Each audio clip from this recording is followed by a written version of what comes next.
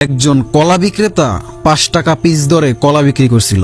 প্রচুর বিক্রি হচ্ছিল, মানুষ নিচ্ছে আর ছিলে ছিলে খাচ্ছে। এটা দেখে বিক্রেতা ভাবলো, যদি কলাগুলো ছিলে রাখি তাহলে ক্রেতাদের ছিলতে কষ্ট হবে না এবং ছিলে দেওয়ার কারণে দামও বেশি পাবো। তখন সে কিছু কলা ছিলে তার দাম ধার্য করলো ৬ টাকা পিস। এখন ক্রেতারা এসে তার কাছে দাম জিজ্ঞাসা করলে সে বলছে এগুলো ৫ টাকা আর শিলাগুলো ৬ টাকা। দেখা গেল ক্রেতারা তখন ৫ টাকা দরের কলাই নিয়ে যাচ্ছে।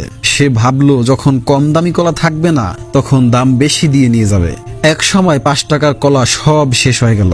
এখন আর কোনো ক্রেতাই তার কাছে আসছে না। তবে প্রচুর মাছি এসে বিনামূল্যে কলা খাচ্ছে আর ভো ভো করে উড়ে বেড়াচ্ছে। এখন সে ভাবলো দাম কমালে মনে হয় বিক্রি হবে। সে দাম কমাতে কমাতে ০ টাকায় চলে গেল। তবুও কেউ কলা নিল না। দিনের শেষে সেগুলো ড্রেনে ফেলে দিল। যেই লোক আবার ড্রেন পরিষ্কার করে সে ওই সময় বাজারে টাকা তুলতে এসেছিল। শিলা কলাগুলো তার নজরে পড়ে গেল। সে বলল, ভাই, এত আবর্জনা করলে আমি পরিষ্কার করতে পারবো না। অনেক কথার পর সে কিছু টাকা দিয়ে বলল, কিছু মনে করো না ভাই, দয়া করে পরিষ্কার করে দিও। শোনো মেয়েরা, আমি মূলত কোনো কলা বিক্রেতার গল্প শোনাতে আসিনি। বর্তমান যুগের মেয়েদের অবস্থার কথা বলছি। বর্তমান যুগের মেয়েদের অবস্থা ঠিক এই রকম। আগেকার মেয়েরা পর্দা করে চলতো, তাই তাদের টাকা দিয়ে সম্মানের সাথে নিয়ে যেত।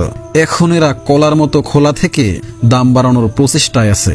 দাম তো বাড়ছেই না, বরং কিছু মাছি জাতীয় জন্তু তাদের উপরে বসে চুষে খেয়ে উড়ে পালাচ্ছে। আর এরা নিজেদের দাম বাড়তে গিয়ে এতটা কমে যাচ্ছে যে এদেরকে লক্ষাধিক টাকা দিয়ে পার করাতে হচ্ছে। নারীর মর্যাদা পর্দায় কমে না, বেপর্দায় কমে। আল্লাহ পাক আমাদের বুঝার তৌফিক দান করুন, আমিন।